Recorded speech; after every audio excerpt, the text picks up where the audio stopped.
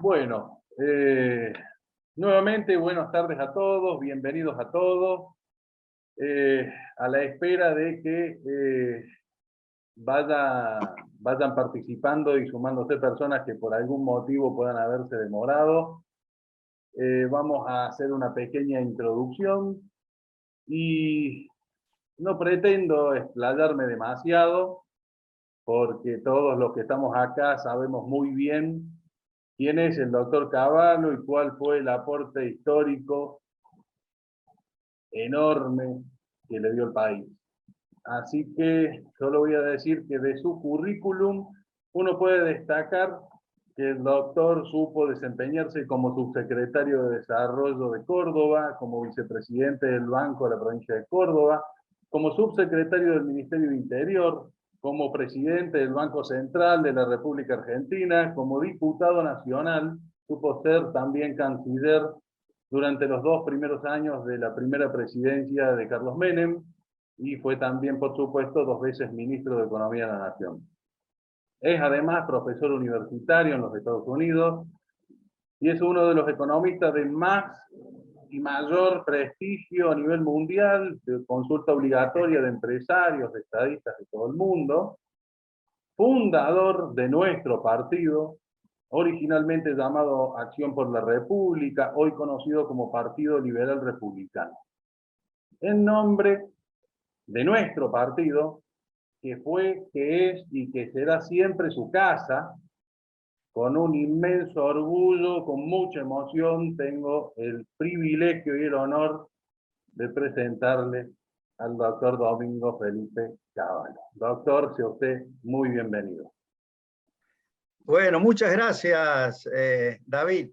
Ahí lo veo a Horacio y lo veo a Emilio, viejos amigos con quienes fundamos Acción por la República por allá por el año 97. Me alegro mucho que ustedes hayan aprovechado esa estructura para crear o poner en funcionamiento este partido liberal republicano. Así que los felicito, les deseo mucho éxito y cuenten con mi ayuda y apoyo, todo lo que sea necesario. Muchas gracias por la introducción. Como siempre, ustedes los cordobeses, bueno, yo también soy cordobés, pero son un poco exagerados, me dan demasiados méritos, pero entre cordobeses no nos vamos a patear los tarros, así que muchas gracias, David. Con mucho gusto les hablo del tema que ustedes quieran. Me imagino que estarán interesados en tener mi opinión sobre lo que está ocurriendo actualmente en la política argentina. ¿Es eso? En ¿De lo que realidad, quieren que en hable? la charla personal que tuvimos inicialmente, yo conté como confidencia que usted me preguntaba cuántos chicos tenía cuando vio mi foto de perfil. Vio que en WhatsApp mi foto es con mi señora y con mi hijo. Y yo le aclaré que tenía uno y que el otro todavía no sabíamos si tenerlo aquí en la Argentina o en el extranjero. Entonces se imaginará usted la desesperación que tengo yo, como la que tenemos la mayoría de los jóvenes de mi edad, y por supuesto la gente mayor también, al ver la situación en la que estamos. Y usted al principio, bueno, porque usted es humilde, nos decía que tal vez yo exageraba en la introducción. ¿Será que todavía no ha pasado suficiente tiempo y no hemos tenido que sufrir tantas calamidades los argentinos como para valorar aquello que se hizo en los 90? Y tal vez de acá a 10, 20, 30 años, lo que yo esté diciendo no sea nada exagerado. Entonces más vale hacer hincapié hoy, y para que yo no tenga que pensar en tener mi segundo hijo en el extranjero, como muchos de mi edad, que esperar esos 10 o 20 años, ¿no? Pero bueno, sí, es cierto, doctor, nosotros lo convocamos acá y usted tiene la generosidad de participar, incluso estando en los Estados Unidos y con, digamos, con la situación que lo motiva en el extranjero, para tratar de ayudarnos a ver cómo podemos torcer el rumbo y encaminarnos de nuevo. Y bueno, Bueno, lo primero que de se la me forma... ocurre, doctor, es Sí. si podemos empezar hablando de aquello que usted supo hacer y de que hoy la Argentina necesita imperiosamente volver a hacer, que es reformar el Estado. Sí, la forma de ayudar a que las cosas cambien y que Argentina recupere la esperanza y los jóvenes tengan la posibilidad de un buen horizonte en nuestro país, pasa por ocuparse de la política y de todo lo que tenga que ver con las políticas públicas. ¿Qué es lo que ustedes están haciendo? Me alegro mucho que un grupo de jóvenes cordobeses esté impulsando desde este partido las ideas de la libertad y de la buena organización de la economía. Yo siempre insisto en que para que el país pueda funcionar bien, se necesitan reglas de juego que ayuden a que se abran muchas oportunidades de inversión para el sector privado, que el sector privado las pueda aprovechar y pueda crear empleos y llevar adelante actividades económicas basadas en esas oportunidades de inversión, que haya espacio para que los nuevos emprendedores, hay mucha gente joven como ustedes que tiene ideas y que tiene voluntad de emprender y crear empresas, puedan hacerlo, encuentren los recursos y las vías para poder transformarse en verdaderos emprendedores, ¿no? Eso requiere, obviamente, crear ese clima, requiere un Estado que que sea disciplinado, que esté a su vez bien organizado, que no distorsione con su intervención el funcionamiento de los mercados y no cree ni privilegios ni tampoco castigue a la actividad económica, ¿no? Esa es la idea central con la que desde la Fundación Mediterránea, que fue la institución de investigación que yo promoví con apoyo del empresariado de Córdoba y que, en el cual desarrollamos las ideas que después yo pude llevar a la práctica en el gobierno, durante el gobierno de Menem. Bueno, las ideas eran de cómo avanzar hacia una buena organización del país, ¿no? Y siempre nos inspiramos en los principios alberdianos que alimentaron la Constitución Nacional. Yo siempre menciono que uno de los primeros libros que leí sobre economía, pero que no parecía de economía porque no se relacionaba mucho con lo que en la Facultad de Ciencias Económicas nos presentaban como la teoría económica, era el libro de Alberdi sobre el régimen económico y rentístico de la Confederación Argentina, que es como una especie de complemento del libro Bases, a partir del cual se redactó la Constitución Nacional.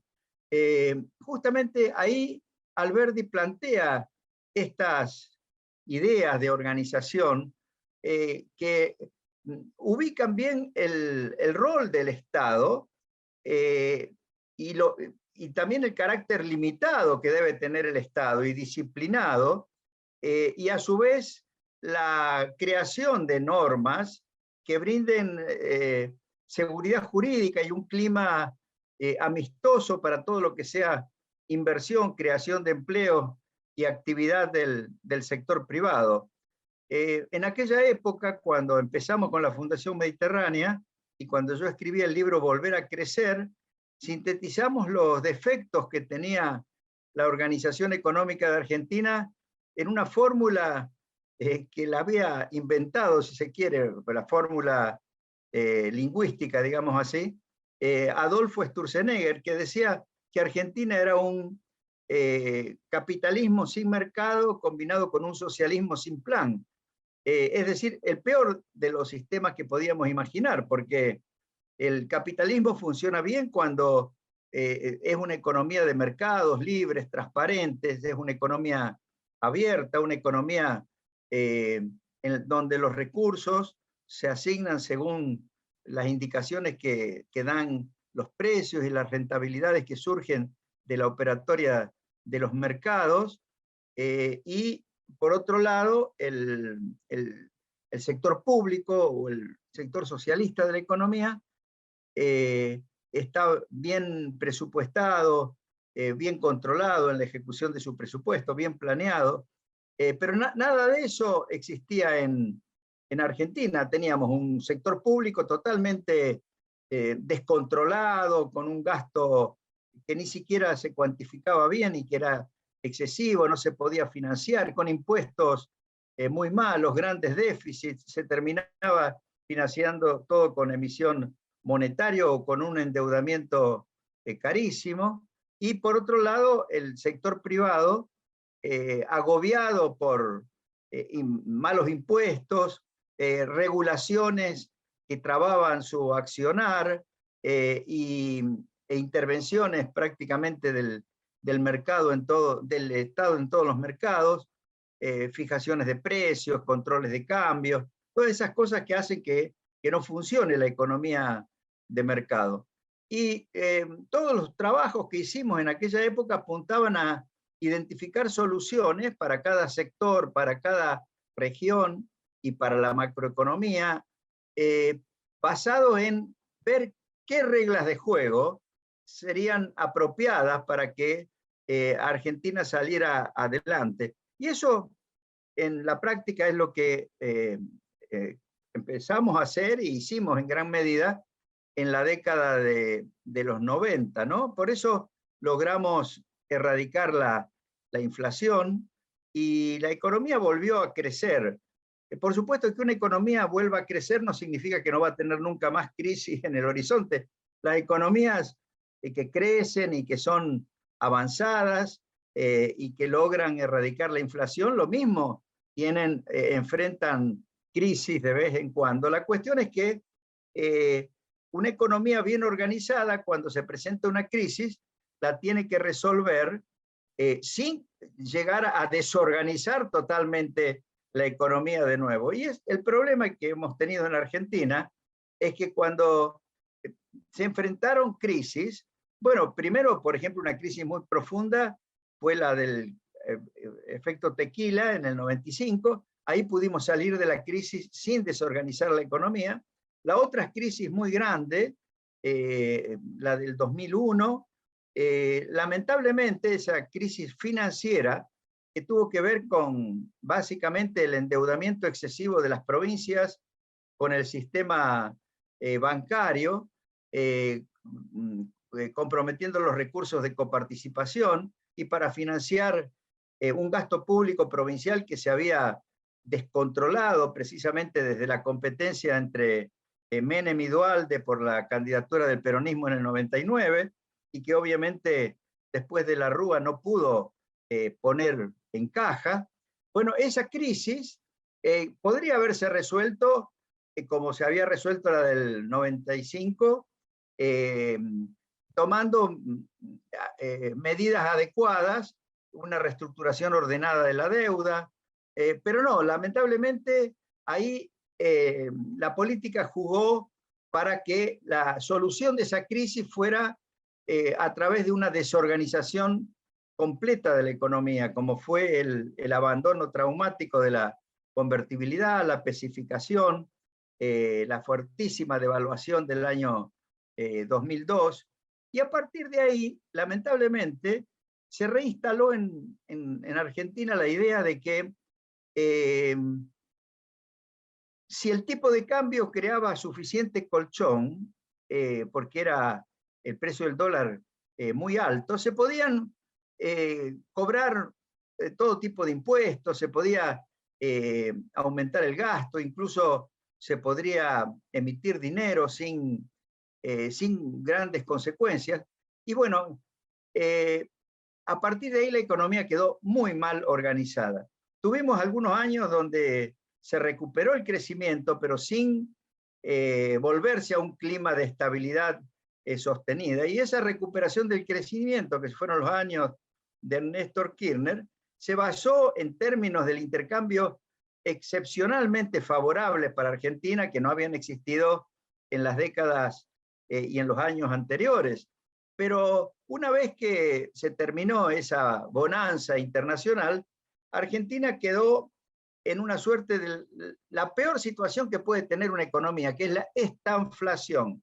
Incluso es peor que la hiperinflación, porque la hiperinflación es un fenómeno tan agudo que necesariamente el gobierno tiene que hacer algo para revertirlo, ¿no? Y normalmente para poder revertirlo tiene que avanzar hacia la instalación de buenas reglas de juego. Pero la estanflación, que es un clima de recesiones permanentes o intermitentes, pero un estancamiento en general de la economía, con inflación muy elevada y con tendencia a que sea cada vez más elevada, lleva a los gobiernos a buscar soluciones parches que son cada vez más intervención o nuevos impuestos distorsivos, y para compensar o tratar de sacar al país de la recesión, gastos públicos adicionales, subsidios, y bueno, y eso lleva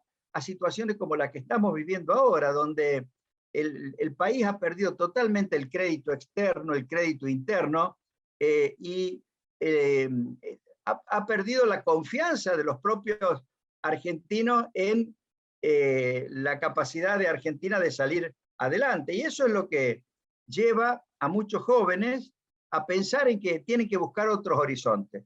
Yo creo que para salir de esta situación se necesita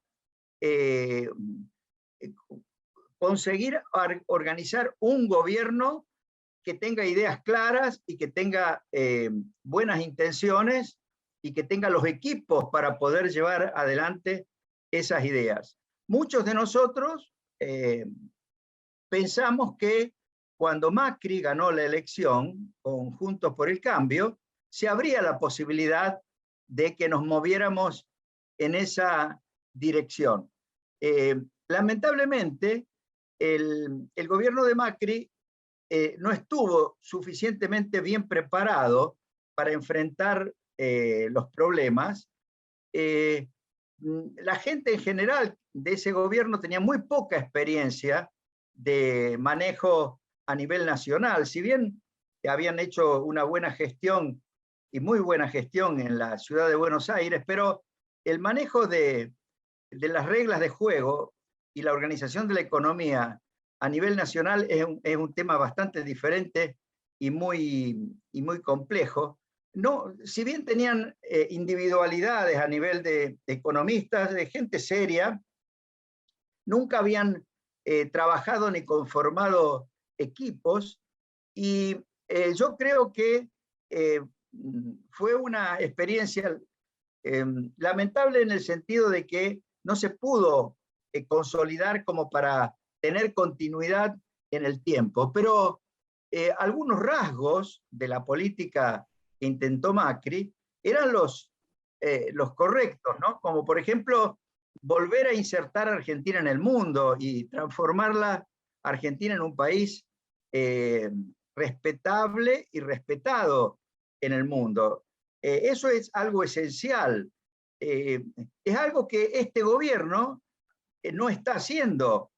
Todo lo contrario, la política exterior de este gobierno, y me refiero no solo a la política comercial externa, me refiero a la política política, a la política de relaciones con el resto del mundo, está muy mal orientada. Busca hacerse amigo de países que son países con un gran desprestigio, países que no pueden aportar absolutamente nada, o los que pueden aportar algo, que podrían ser China y Rusia, en realidad son regímenes políticos más bien autocráticos, que no son muy compatibles con el tipo de organización política que hemos tenido y que aspiramos a tener en Argentina. Y para qué decirlo, los países como Venezuela, Nicaragua, Cuba,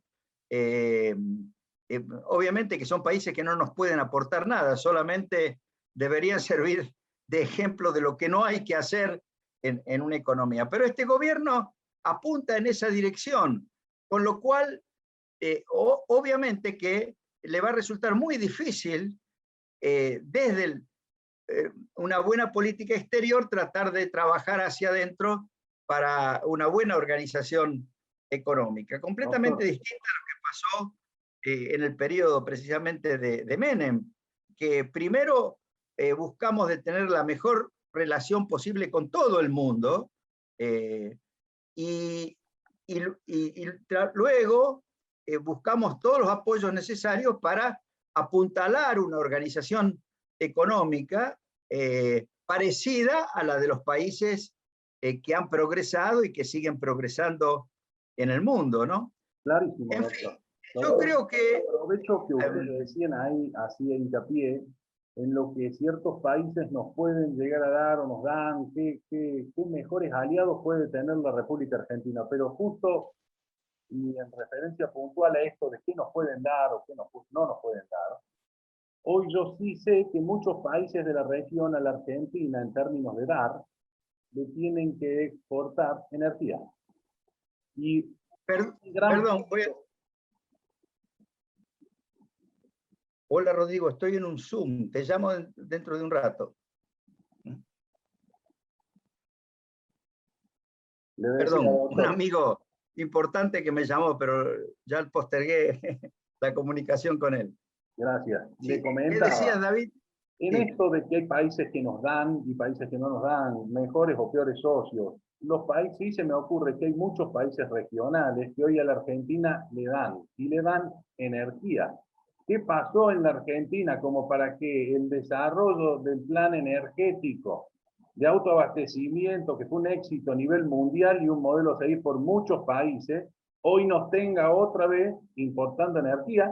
Y, como dato esperanzador, el hecho de que este país se pueda permitir tener condiciones naturales que le permitan autoabastecerse en términos energéticos sin la necesidad de importar energía, como dato alentador de cara a lo que otra vez vamos a tener que desarrollar, como se supo hacer a través de usted en los 90, de cara a ese autoabastecimiento. Bueno, justamente la estrategia en materia de energía, tanto de petróleo y gas, como de electricidad, en todos sus aspectos, exploración, extracción, transporte, distribución, generación, la clave estuvo en abrir oportunidades de inversión, tanto para el capital local como para el capital extranjero, en un contexto de reglas de juego muy claras que fueron establecidas precisamente a partir de estudios que había hecho en Córdoba un profesor de Ciencias Económicas, Carlos Gibogri, con su discípulo, que era Carlos Bastos, el ingeniero Carlos Bastos, que fue el secretario de Energía en la década del 90 y luego el ministro de Infraestructura en algunos meses, cuando yo estuve en el Ministerio de Economía con De la Rúa.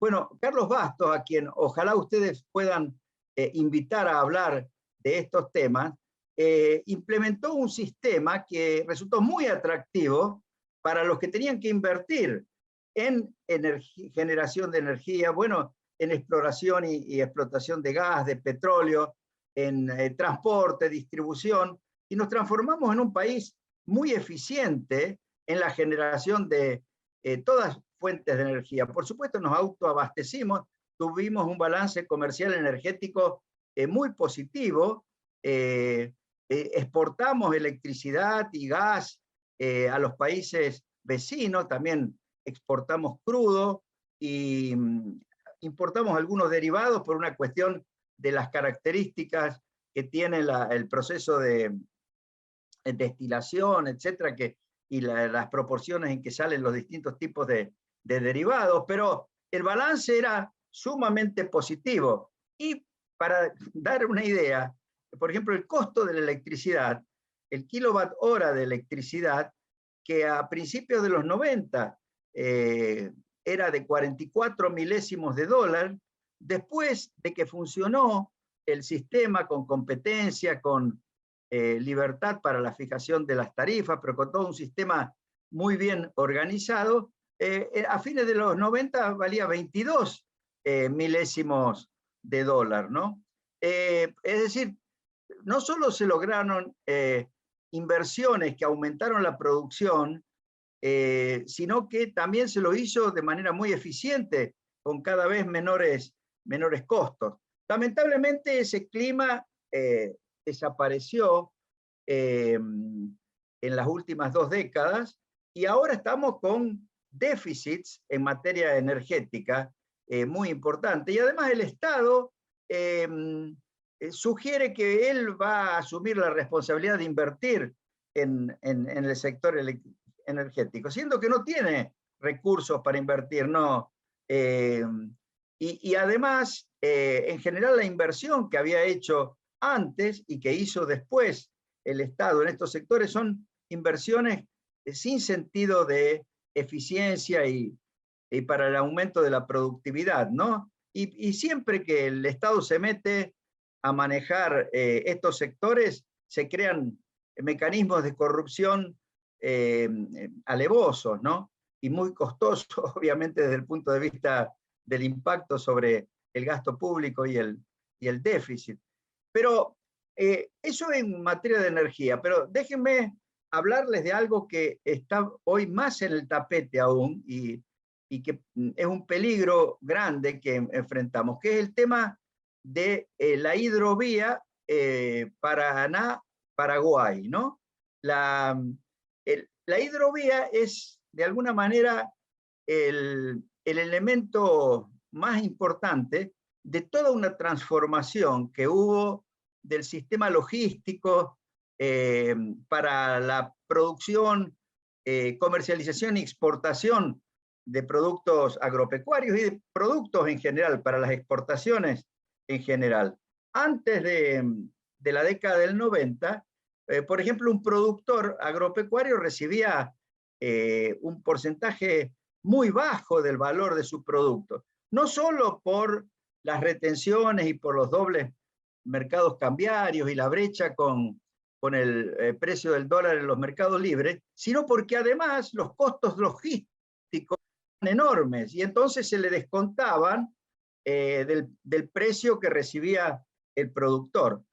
Todo eso cambió de una manera extraordinaria, es decir, fue un éxito mayor que obtuvimos en los 90, porque se llevó a cabo la privatización de los elevadores de granos, la eliminación de la Junta Nacional de Granos, la desregulación en general de los transportes, la privatización del ferrocarril de carga, que también dentro de lo limitado que eran las disponibilidades de vías y el mal estado de las vías, proveyeron servicios que antes no se estaban prestando, y sobre todo la privatización de los puertos y la autorización para que se construyan puertos privados, y todo esto complementado con el dragado del río Paraná para poder salir con grandes barcos hacia el Río de la Plata y hacia el océano. Bueno, esa gran transformación es la que permitió que de una producción de granos de 30 millones de toneladas, estemos ahora en 130 millones de toneladas. Ese gran salto se produjo en esa década por toda la transformación de la logística y de la infraestructura, y porque eso significó rentabilidad para el productor agropecuario, que entonces pudo incorporar tecnologías y pudo hacer inversiones que permitieron toda esa expansión. Y estoy hablando no solo de la producción agropecuaria, sino también de las agroindustrias y de la transformación y el agregado de valor a esa producción. Ahora, lamentablemente, dentro de esta idea de reestatizar la hidrovía, se esconde la intención claramente expuesta por personajes como Claudio Lozano, Alejandra Vallejo y lamentablemente hasta expresiones del senador Tayana, a quien yo consideraba una persona inteligente, una intención de pasar a controlar totalmente el comercio exterior, por supuesto, estatizar también los puertos y posiblemente incorporar organismos estatales de comercialización, como era en su momento la Junta Nacional de Granos. Me parece que tienen en mente volver a un régimen de control del comercio exterior como el que había implementado Perón en los años 47 en adelante, ¿no? Y que terminó en aquello que se llamó el IAPI, y todos los defectos que se mantuvieron por muchas décadas en materia de mal manejo del comercio exterior, que desalentó la producción de exportaciones y que supuestamente pretendía darle protección a la industria a través de la sustitución de importaciones, pero al retasearle recursos básicos, como por ejemplo el financiamiento adecuado de inversiones y de las importaciones de insumos, también se desalentaba la producción industrial, ¿no? Entonces, estamos, no solo el retroceso que se ha dado en el sector energético, sino el que se puede dar hasta en los sectores más eficientes de la Argentina, como es el sector agropecuario, por este retroceso en materia de la logística. Pero bueno, más allá de todos los peligros, yo no quiero agregar más ingredientes al escepticismo y a la desesperanza. Más bien lo que me propongo decir ahora es que hay soluciones. Antes que nada hay que elegir un buen gobierno. Por eso está muy bien que ustedes se organicen para participar en política y lo hagan.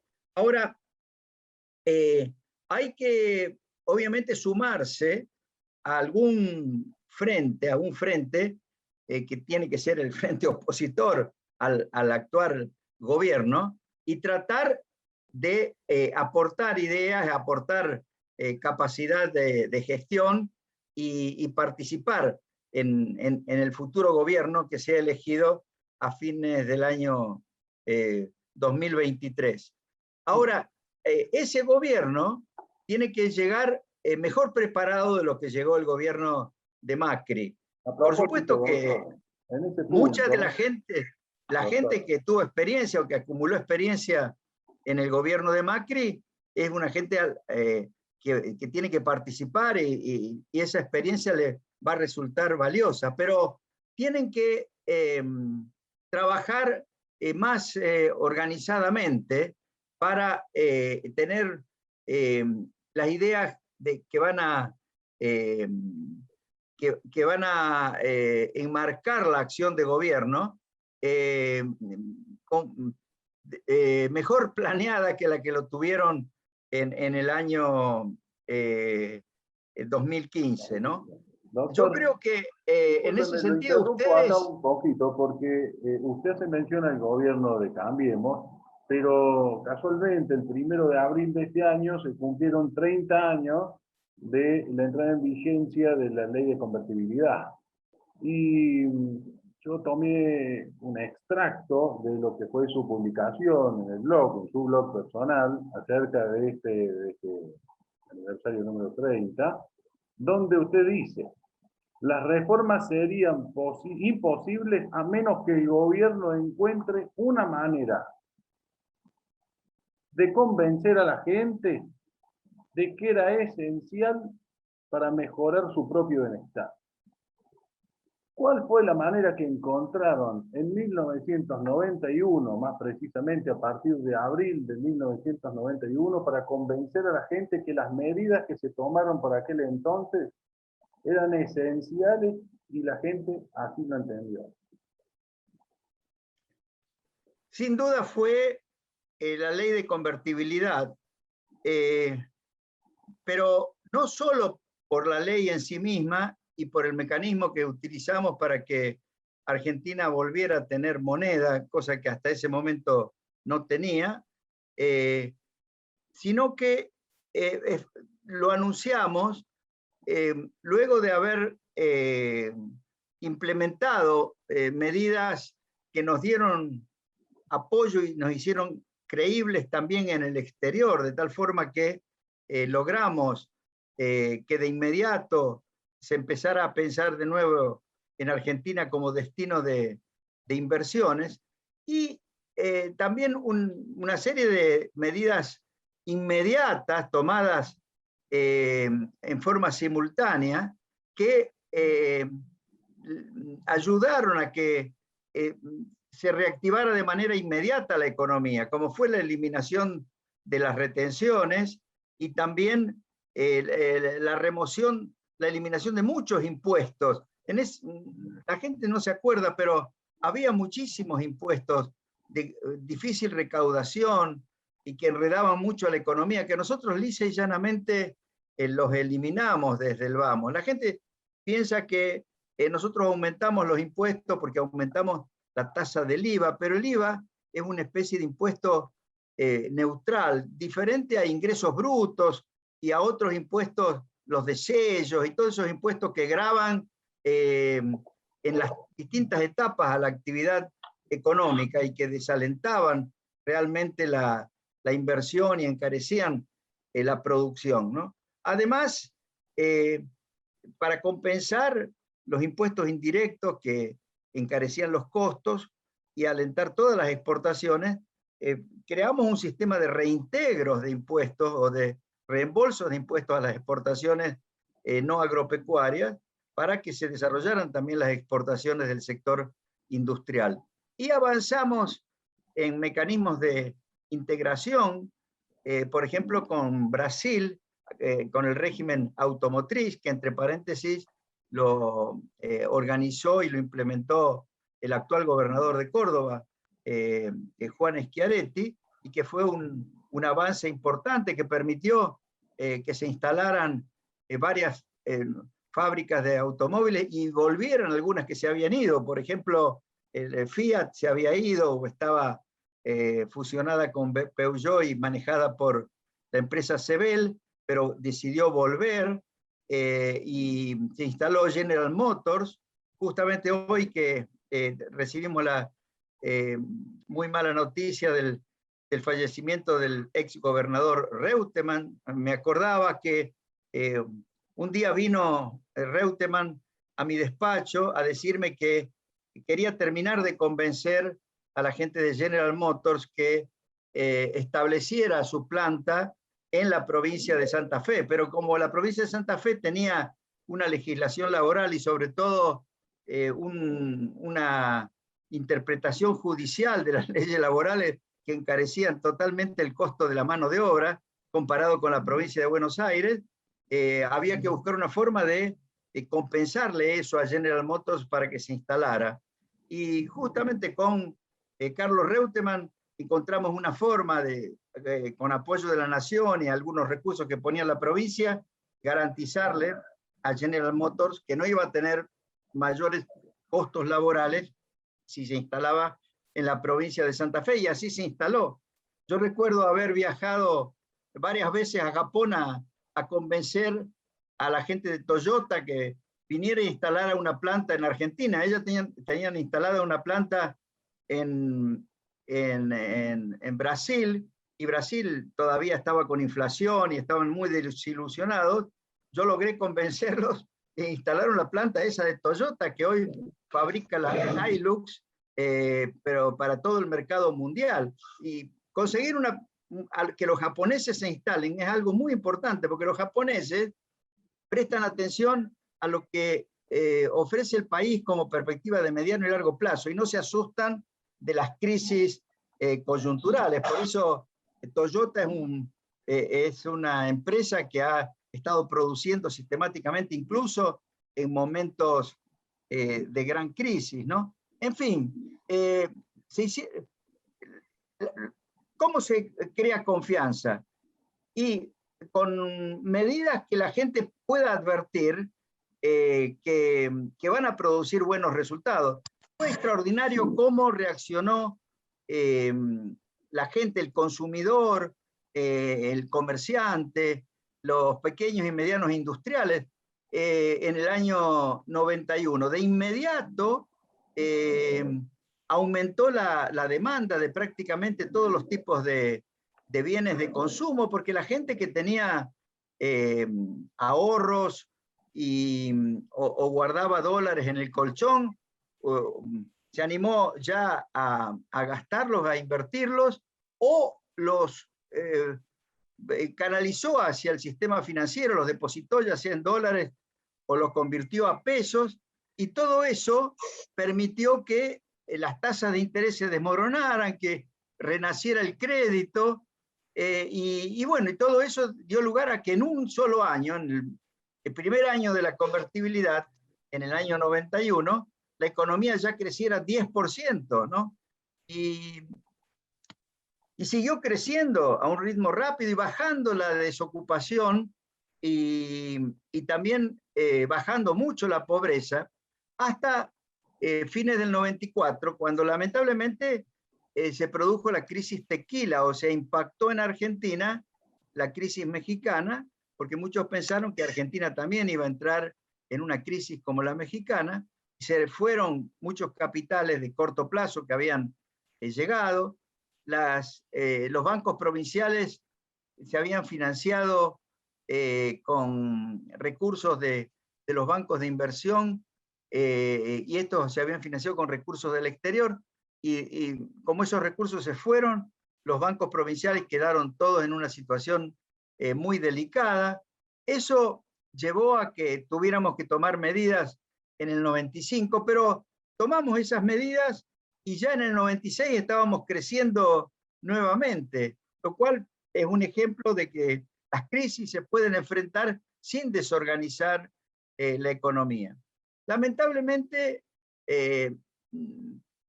no hubo una secuencia consistente o profundización de reformas que habría que haber encarado en los años siguientes. Sobre todo, vuelvo a insistir en las provincias. Por ejemplo, el manejo de la provincia de Buenos Aires fue desastroso. Todo el mundo le echa de culpa a Menem o a mí de la década del 90, pero en realidad uno de los máximos responsables de que terminara mal la década de los 90 fue Duhalde, con el manejo que hizo de la provincia de Buenos Aires. El endeudamiento que tenía la provincia de Buenos Aires con el Banco Provincia y con los mercados, y luego la emisión de los patacones, etcétera, fue realmente desorganizador de la economía argentina. Diferente es el caso, por ejemplo, de lo que hizo Mestre en Córdoba, que emitió aquello, creo que se llamaban lecores, pero para enfrentar una situación coyuntural, y junto con eso introdujo manejos disciplinados del sector público, que se había descontrolado un poco en los últimos años de Angelos, y la economía de Córdoba no estuvo tan desarticulada como la que estaba la economía pública de la provincia de Buenos Aires, ¿no? Después, yo creo que en general Córdoba, como también Mendoza y también Santa Fe, fueron provincias mejor manejadas, y eso ayudó. Pero de todas maneras, cuando la política nacional es inconveniente, eso repercute en todas las provincias, y obviamente que también repercutió en Córdoba, en Santa Fe, en Mendoza, aun cuando localmente los manejos hayan sido bastante buenos, ¿no? En fin, crear confianza es gobernar bien. Además, hay algo que yo le escuché decir a Fernando Enrique Cardoso, y que a mí me parece que es una gran verdad. Gobernar es explicar, explicar, explicar de una manera convincente. O sea, la habilidad si uno tiene ideas claras, tiene que ser capaz de explicarlas de una manera sencilla.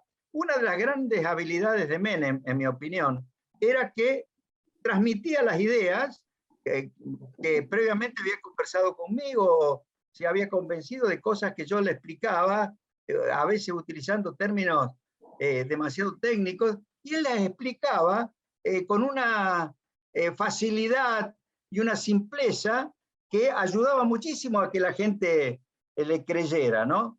En vez, hoy por hoy, uno lo escucha a Alberto Fernández, ¿y cómo le va a creer si dice permanentemente disparates, hace argumentaciones que no son consistentes, se contradice, un día dice una cosa, otro día dice otra? Es decir, para convencer hay que tener también un discurso muy adecuado, tener capacidad de explicar las ideas de manera simple. Por supuesto, las ideas tienen que ser buenas, porque si uno convence a la gente de malas ideas, no le va a ir bien, ¿no? Pero el tema de explicar, hablar con la gente, tener capacidad de comunicación, es muy importante. En el caso mío, por ejemplo, todo el ejercicio que hicimos, no como políticos, sino como investigadores y como economistas en la Fundación Mediterránea, fue muy importante, porque nos reuníamos todas las semanas con empresarios de Córdoba y luego más adelante de muchos lugares del país, y también invitábamos a dirigentes sindicales, a dirigentes políticos, le presentábamos nuestras ideas y discutíamos con ellos y intercambiábamos las opiniones alrededor de esas ideas. Ese ejercicio es muy importante para el momento en que uno va a estar en el gobierno, ¿no? Porque hay que hacer esa tarea de convencimiento de la gente respecto de las ideas que se quieren transmitir.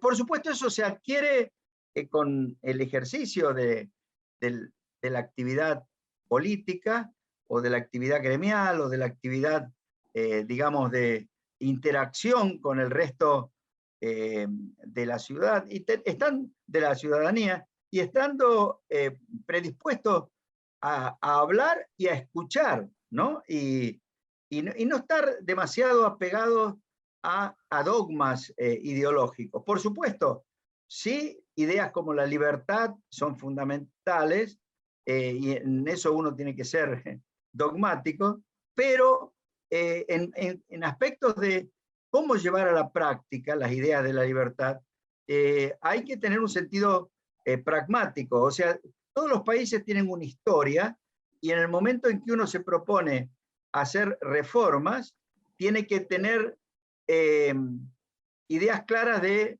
los condicionamientos que vienen de la historia y de la realidad sobre la que uno va a actuar, ¿no? Por eso se necesita no solo ideología, sino que se necesita también una clara interpretación de las posibilidades y de las restricciones que impone la realidad. Y sobre todo, una adecuada interpretación de la historia, ¿no?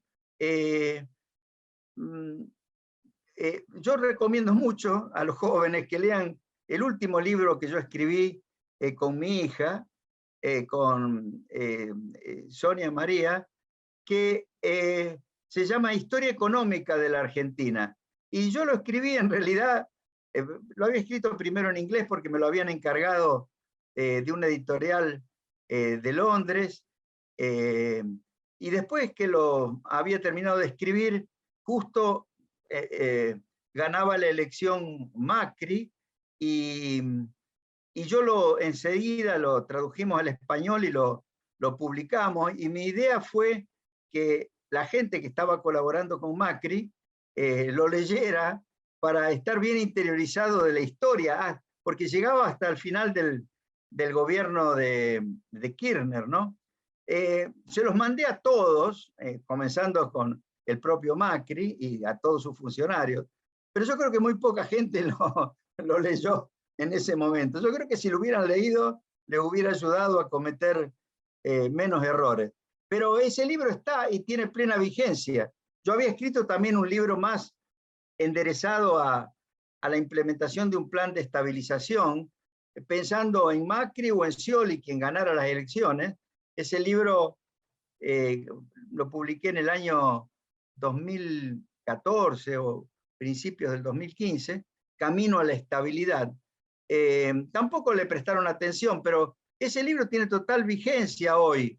Y para pensar en un plan de estabilización a partir de, digamos, diciembre del 2023, si gana un gobierno con capacidad y predisposición para buscar estabilizar y hacer crecer la economía argentina e integrarla al mundo, bueno, ese libro sigue teniendo vigencia, puede ser una guía de cómo encarar el tema de la estabilización, ¿no?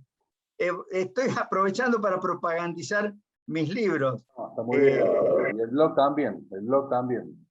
Bueno, el blog sí, en el blog escribo más sobre los temas puntuales de actualidad, ¿no? Y con Pero respecto yo a la insisto última mucho, publicación que usted hizo en en... su blog, doctor, la última publicación que hace en su blog, nos dejó pensando a muchos de cara a esta conferencia, porque claramente todos acá pensamos en dar un mensaje esperanzador, ¿no? Porque es en definitiva lo que necesitamos. Pero de su último artículo nos preguntamos estas tres opciones que maneja el gobierno. Esto de aumentar el gasto público, mantener el bajo ajuste del cambio oficial y usar eventualmente reservas para evitar que se le dispare el dólar, pueden llevar, y usted menciona, una posible explosión devaluatoria. Entonces, hablando de esto, Bueno, dijimos, estos términos nos llaman la atención, pero yo, como recién usted bien explicaba la diferencia entre hiperinflación y estanflación, dije, me pregunto, y se lo pregunto a usted, tal vez no será necesario que la Argentina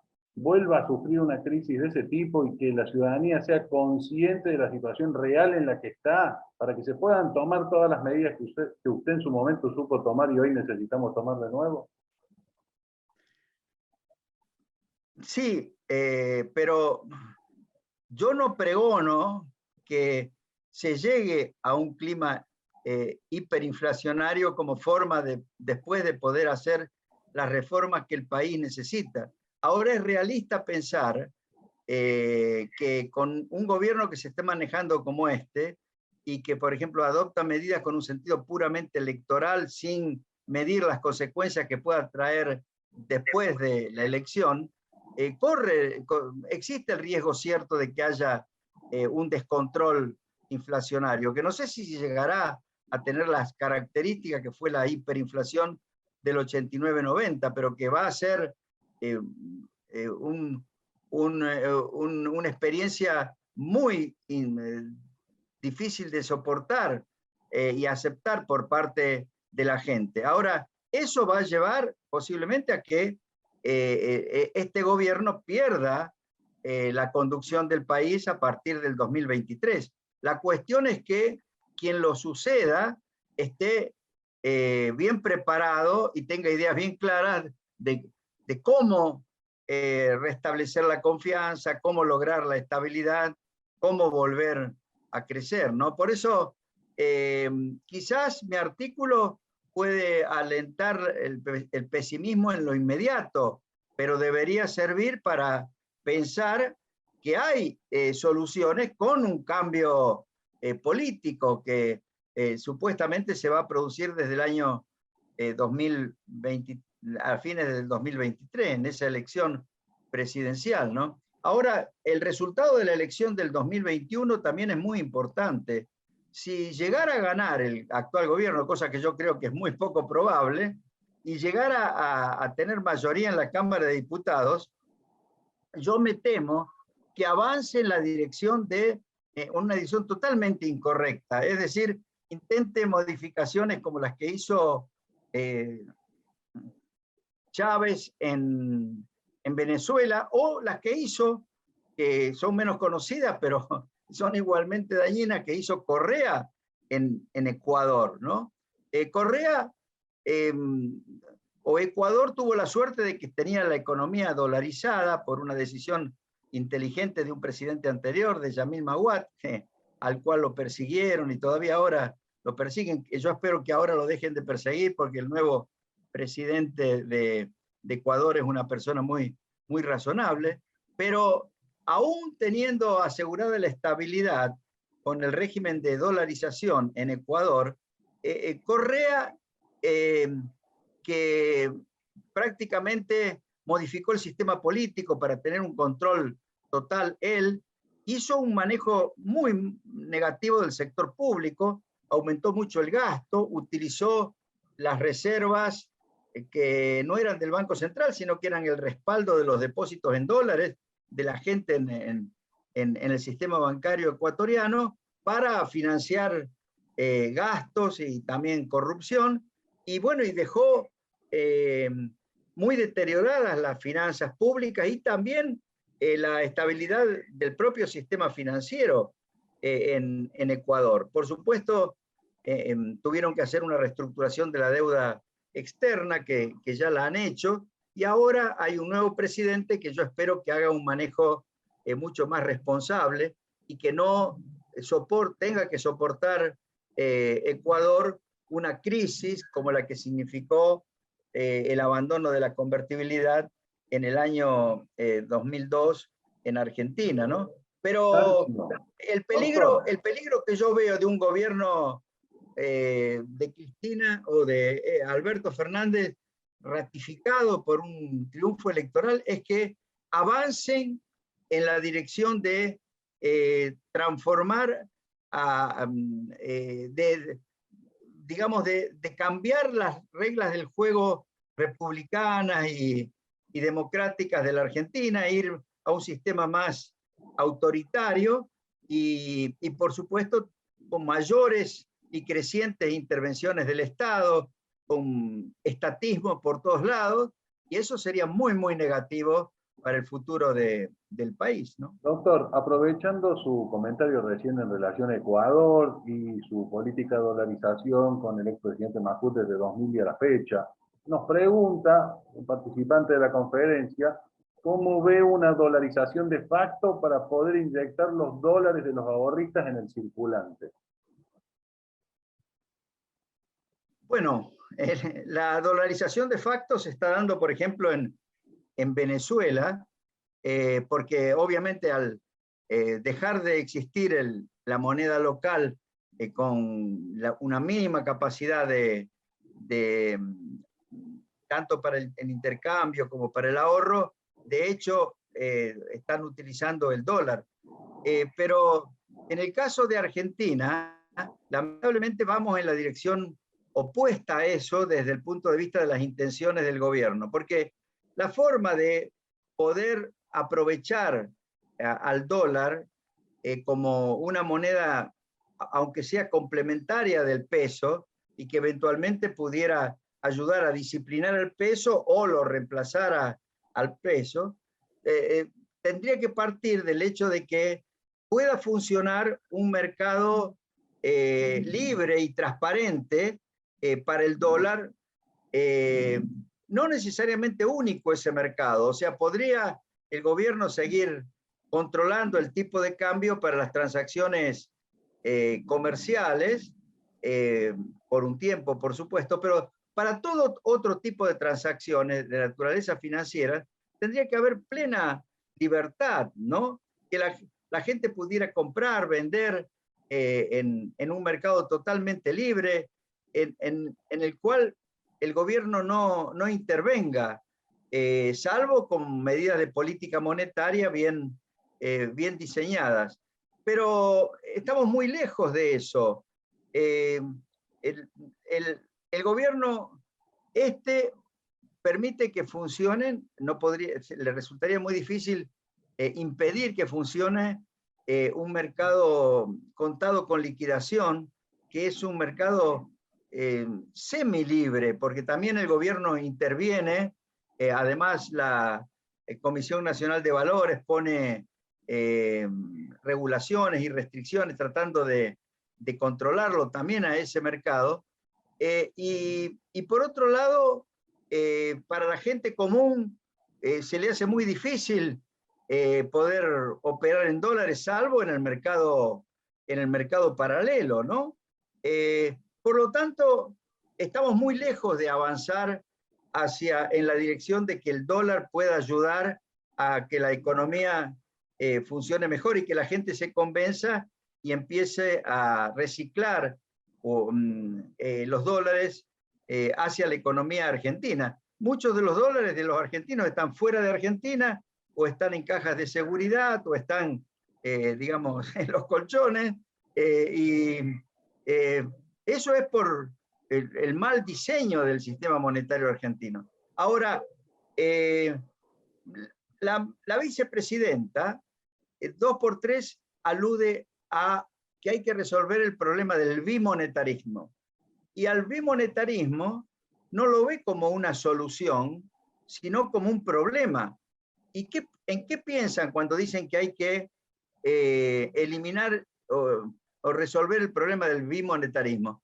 En que no son limitadas las transacciones en dólares, y no solo sea ilegal la compra y venta de dólares billete por parte de la gente, sino que lisa y llanamente se prohíban totalmente los contratos y las transacciones en dólares de todo tipo. Yo pienso que hasta tienen en mente que las transacciones con inmuebles no puedan hacerse en dólares. O sea, como una especie de especificación obligatoria de toda la economía, y eso significaría aislarnos mucho más todavía del mundo y terminar de expulsar los dólares y los ahorros que la gente tiene todavía en Argentina. Es lo opuesto a lo que estabas preguntando, ¿no?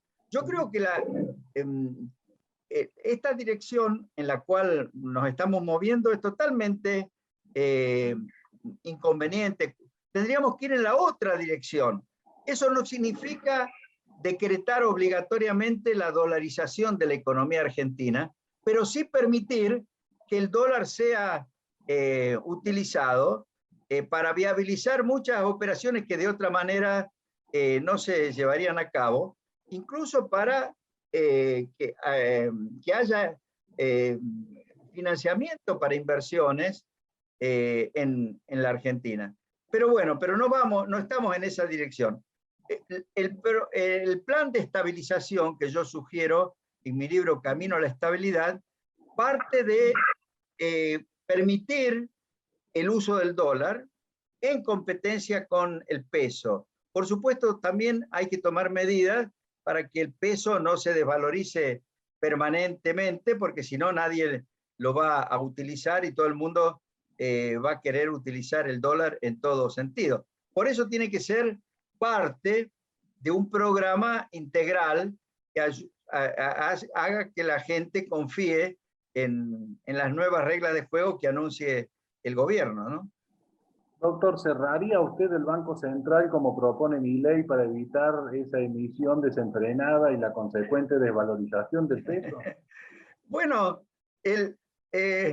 obviamente que con la ley de convertibilidad, el Banco Central prácticamente funcionaba como una caja de conversión. Las cajas de conversión son anteriores a la creación de los bancos centrales. Los bancos centrales se crearon en el mundo para que a su vez el gobierno tuviera capacidad de financiar a los bancos, por ejemplo, en casos de una crisis, que pudiera emitir dinero para sostener la estabilidad del sistema financiero.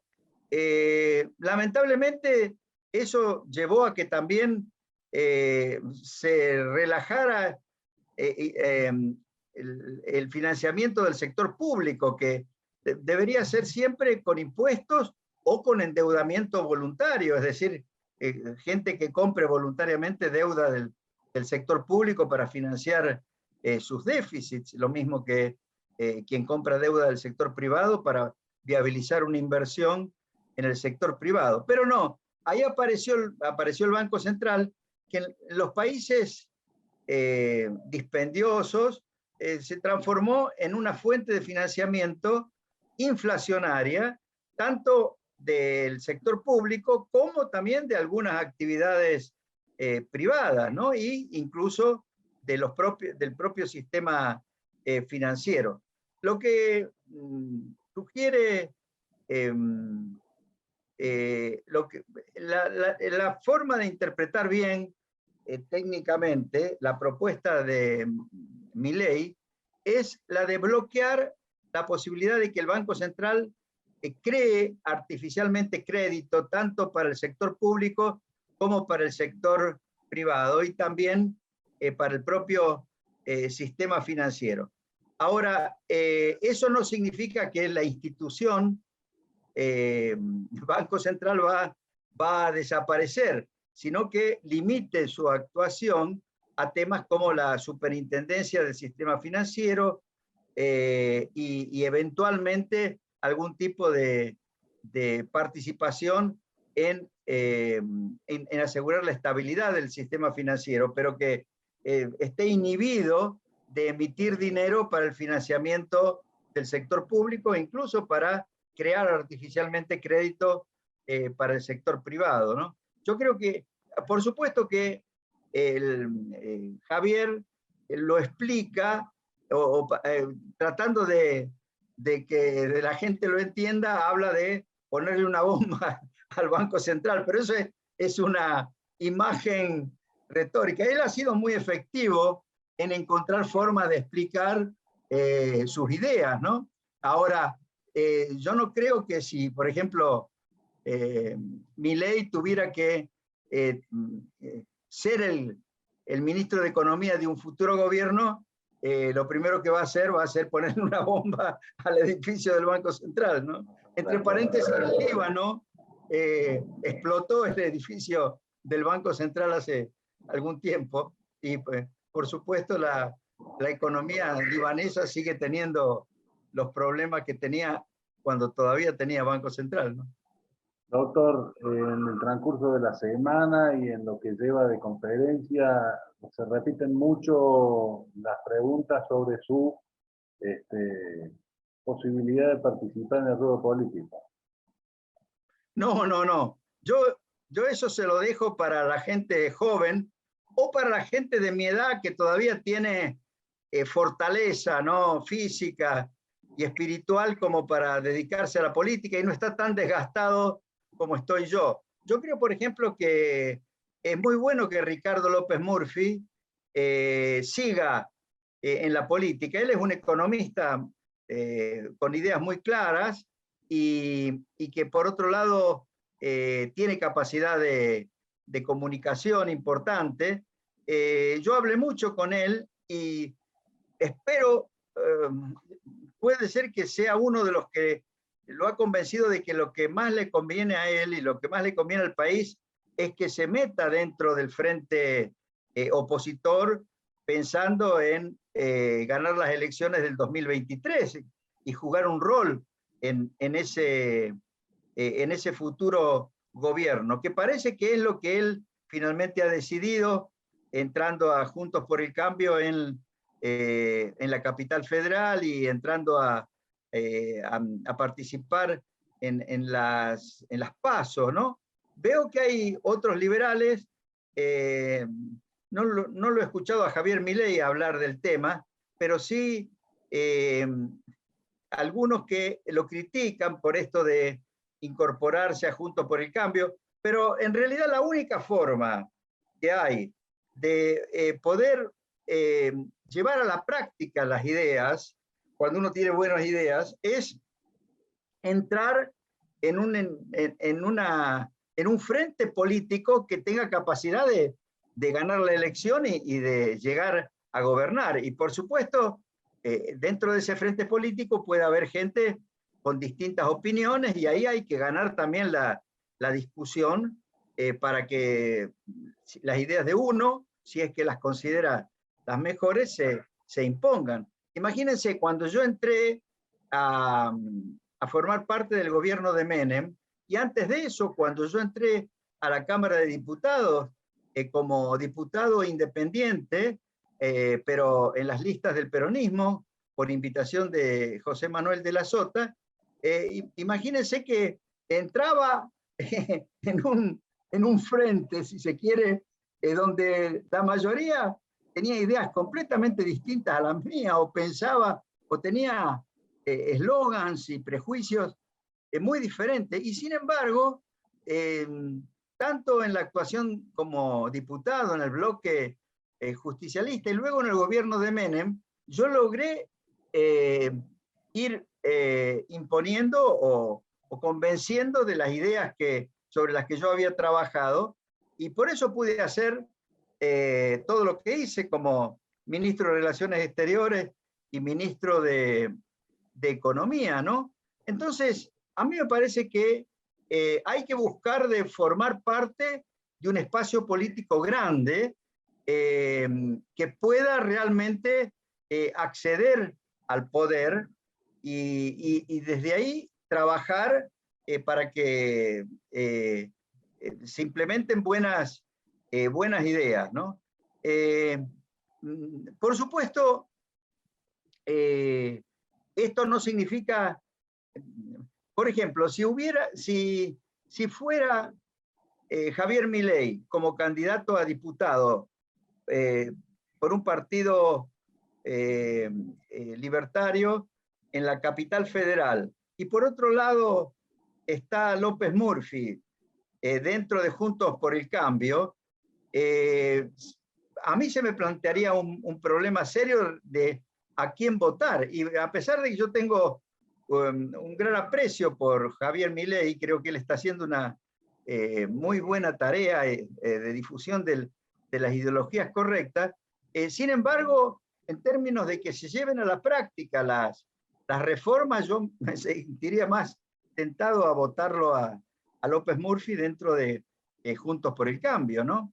En fin, de todas maneras, no estoy haciendo propaganda política ni para uno ni para otro, simplemente estoy diciendo que para poder influir con las ideas que uno tiene en la práctica hay que meterse sin duda en el barro de la política y normalmente es bueno meterse en un frente amplio que tenga capacidad de acceder al poder, si no uno queda nada más que dando testimonio y dando charlas y conferencias, participando en los medios. Es también una tarea relevante, ¿no? Porque hay que difundir las ideas de la libertad, las ideas de una buena organización económica, eso hay que difundirlas. También se puede hacer desde la cátedra universitaria, también se puede hacer como escribiendo libros. Bueno, yo estoy en la etapa de hacerlo de esa forma, es decir, escribiendo libros, escribiendo mis posts, de vez en cuando participando en algún programa de televisión, pero no estoy en condiciones de meterme de nuevo en el barro de la política, ¿no? Así que a mí ya no me van a ver como candidato. Además, ahí lo estoy viendo bueno, no lo veo más, pero Emilio Graglia y creo que Horacio Mañín también, en el año cuando a mí se me ocurrió volver a ser candidato a diputado en Córdoba, ellos me dijeron, mirá, no te conviene, y yo no les hice caso. Yo me largué nomás con un partido de Rodríguez Sá y no saqué nada de voto, entonces eso me llevó a olvidarme un poco de la política, y en el futuro prestar más atención a los buenos amigos que cuando te dan un consejo lo hacen para bien y no para mal, ¿no? Bueno, permítame decirle que esto es a título personal. Los tiempos cambian y definitivamente con respecto a aquella ocasión han cambiado y mucho. Pero acá un participante de la conferencia me dice que si Joe Biden se puede permitir ser presidente de la primera potencia del mundo a sus 78 años, yo le agrego a ese comentario, y corríjame si me equivoco, usted el 21 de julio va a estar alcanzando los 75, así que es joven. Sí. Bueno, pero acá en Estados Unidos a Biden lo ven un poco como un hombre demasiado grande y la gente piensa que en definitiva la que va a terminar gobernando va a ser Kamala Harris. Pero de todas maneras, yo creo que lo veo a Biden, por ejemplo, muy bien plantado físicamente y también intelectualmente, ¿no? No es que yo esté muy mal, intelectualmente estoy bien, físicamente he tenido algunos inconvenientes que me han hecho perder energía. Pero bueno, Doctor, no ya también queremos, era una cuestión de estado de ánimo, ¿no? O sea, mi no familia y queremos, yo sufrimos tanto en la política eh, que, que eso ha hecho que todos estemos desanimados, incluso mis hijos, que están muy bien formados y preparados, pero no piensan, lamentablemente, en tener actividad política en Argentina, ¿no? Así que, bueno, esa es la realidad y es diferente en cada familia, en cada caso. Pero eso no significa que yo deje de pensar y de actuar en términos de ayudar todo lo que sea posible a que se resuelvan los problemas de Argentina.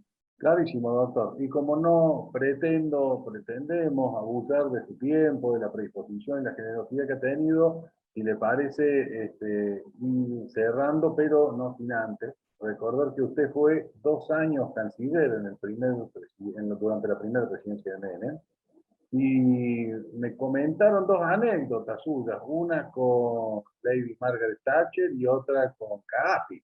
¿Puede ser? Bueno, tengo muchas anécdotas.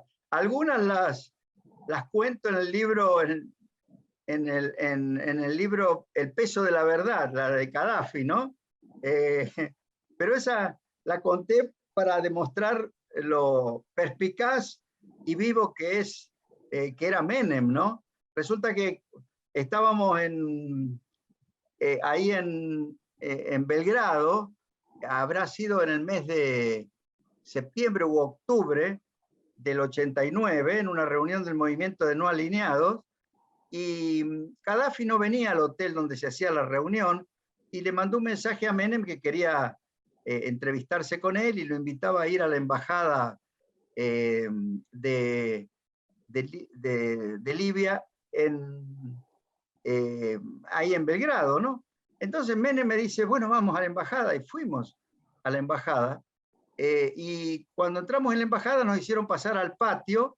En el patio había arena, una carpa, había camellos, y ahí dentro de esa carpa estaba Gaddafi,